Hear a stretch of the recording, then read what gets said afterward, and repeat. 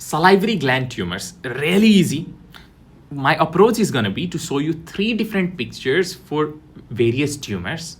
And in exam, every time you get to write on any one of these tumors, just remember those 3 pictures and then interpret the theory. But as always, drawing the diagrams itself on that sheet of paper is going to be best. So remember the picture and then draw that diagram in the exam. With that being said, salivary gland tumor, like any other tumors, is of 2 types, benign and malignant. Benign tumors, they are well circumscribed. Malignant tumor, they are not well circumscribed. Under benign salivary gland tumor, we are going to learn about 2 tumors in detail and then compare both of them so that you can remember it to write in exam. They are pleomorphic adenoma, again, pleomorphic adenoma, also called mixed tumor. It's in the name itself. It is called mixed tumor because it is pleomorphic, multiple morphology. Within tumor, there are various components, multiple morphology. And Wharton tumor. Malignant salivary gland tumor, mucoepidermoid carcinoma, and adenoid cystic carcinoma. Before progressing, small concept. Pleomorphic adenoma is a benign salivary gland tumor. Yes. But it has the potency to become cancer. It has the potency to become malignant. And when it does become malignant, it is called carcinoma X pleomorphic adenoma. So pleomorphic adenoma can become carcinoma X pleomorphic adenoma. See, X means before, in the past. So X pleomorphic adenoma means it was pleomorphic adenoma in the past. It was benign in the past, but now it is carcinoma.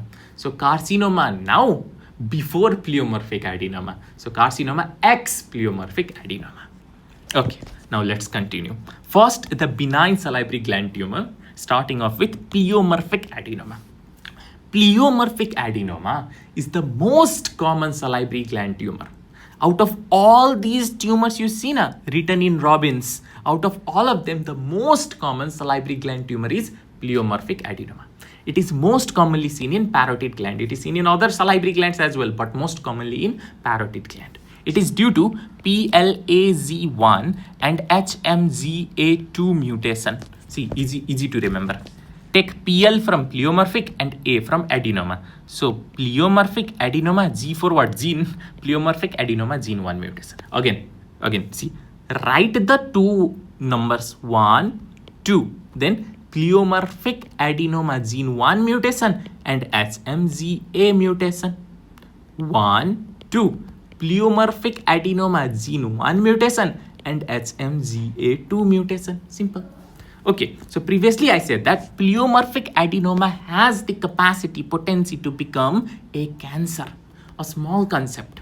The longer the pleomorphic adenoma is there, the higher is the risk of it becoming cancer. What do I mean? Let's say I and you, both of us have pleomorphic adenoma. I'm sorry, but then hypothetically, both of us have pleomorphic adenoma. But I have pleomorphic adenoma for 10 years. You have pleomorphic adenoma for 5 years. That means my pleomorphic adenoma, since it is there for a longer period of time, has a higher potential to become cancer.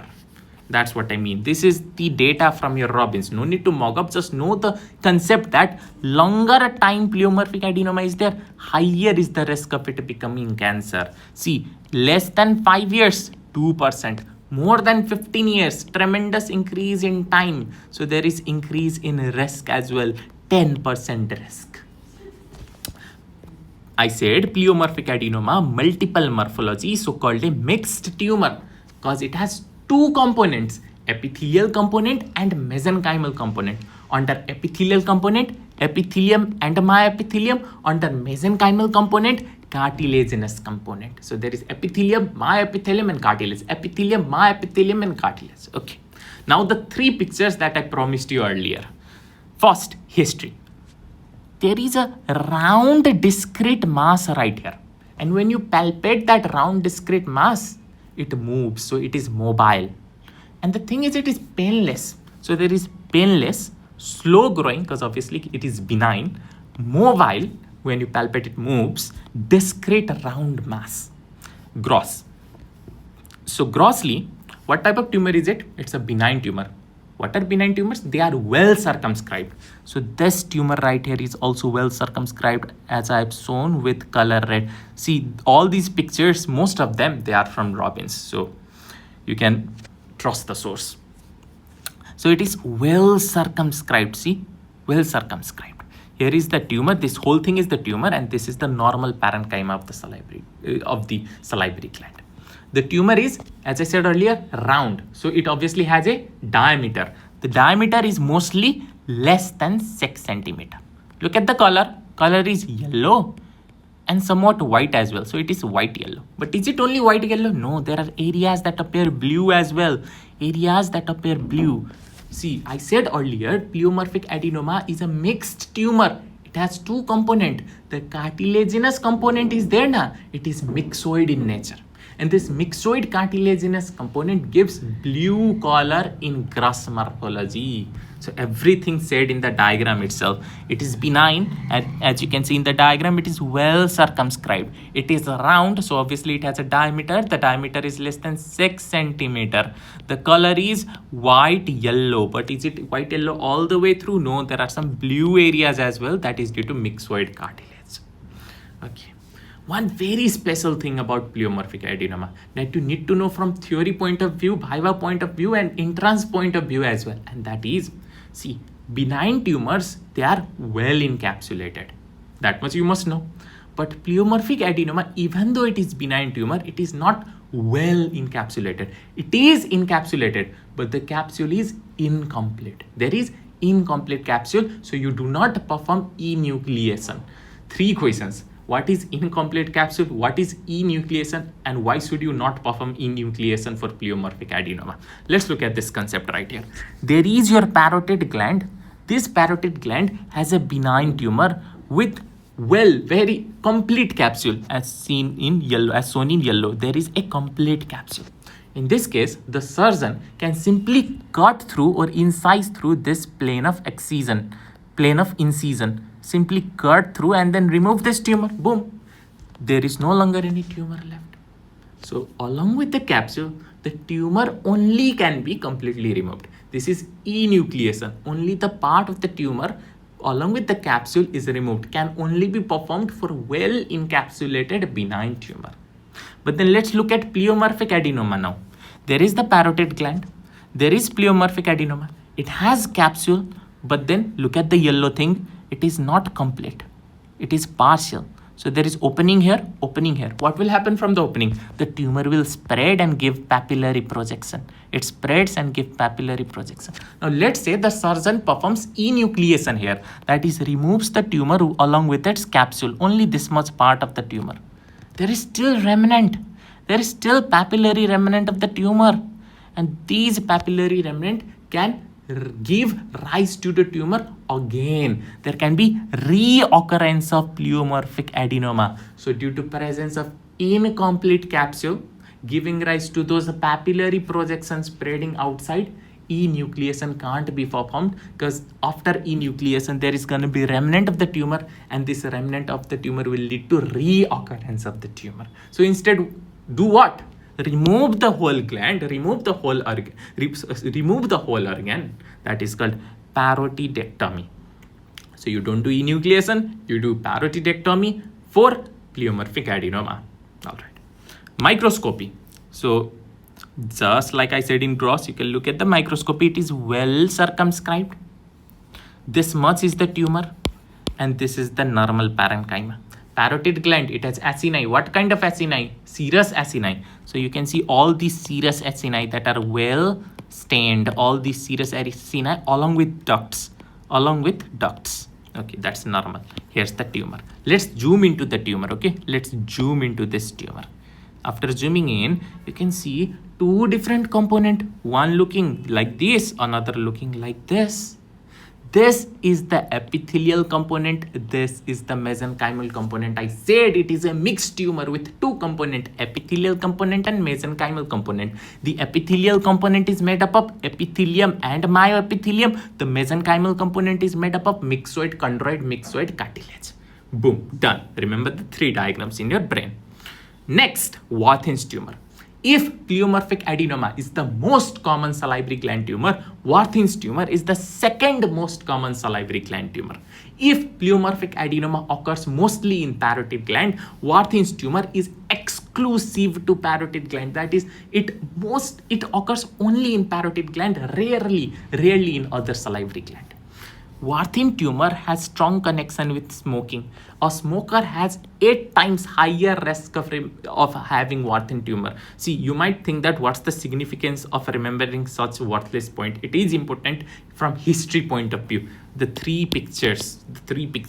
First, the history. See, there is an adult male who is a chronic smoker with a bilateral parotid swelling. Again, adult male, because Warthin tumor is seen in male more than female. Chronic smoker, because due to smoking there is 8 times higher risk of having Warthin tumor with it can be unilateral as well, but then in diagram it's shown bilateral parotid swelling. See, let's change the scenario a little bit, okay? Instead of quite a bit. Instead of adult male, there's a child.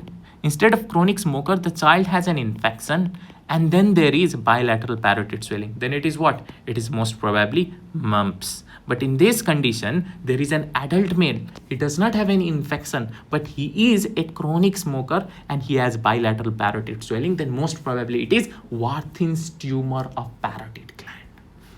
Let's look at the gross. What type of tumor is it? Benign. So is it well circumscribed? It is well circumscribed. Color, look, it looks gray, kind of gray, and then yellow. It looks gray yellow. Pleomorphic adenoma was white yellow. Here it is gray yellow. You see these spaces? These are cystic spaces. You know what a cyst is, right? Cyst, they are either empty or they are filled with fluid. In this case, it is filled with mucinous or serous fluid. So it is well circumscribed. It is yellow-gray. It has cystic spaces filled with mucinous and serous secretion. Okay. As for microscopy, just remember the alternate name of Warthin's tumor and that will tell you everything. So the alternate name for Warthin tumor is papillary cyst adenoma lymphomatosum. I know it is a long name, but let me break it down for you. Papillary. So in microscopy, you have papillary projection. The papilla is lined by epithelium. This epithelium is special. Why? See, there is your papilla which is lined by epithelium. The epithelial cells, they are present in 2 layers. See, there's a bottom layer and then there's a luminal layer. The bottom layer is round cuboidal. The luminal layer, it is columnar. Now, why these epithelial cells are special is because they contain lots of mitochondria. And epithelial cells rich in mitochondria is oncocytes. So these cells are oncocytes. So papillary, there is presence of papilla lined by 2 layers of epithelial cells rich in mitochondria called as oncocytes.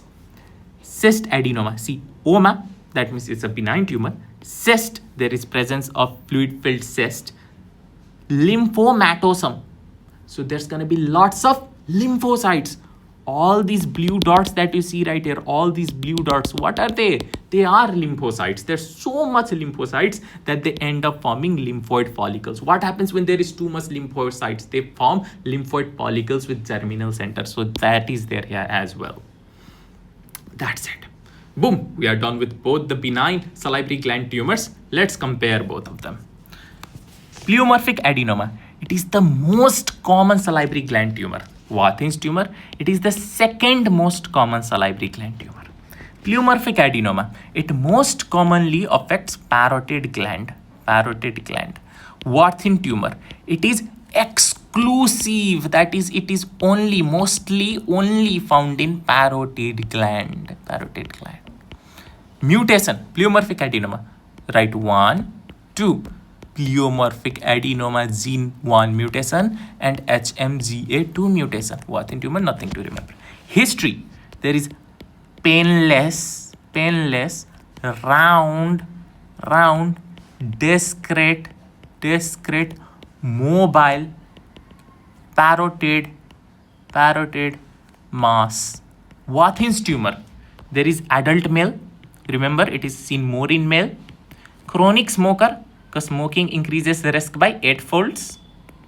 And there is bilateral or unilateral swelling, parotid swelling, because it is exclusive to parotid gland. That's why parotid swelling.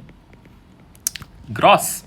So grossly, it is circumscribed because it is benign, circumscribed.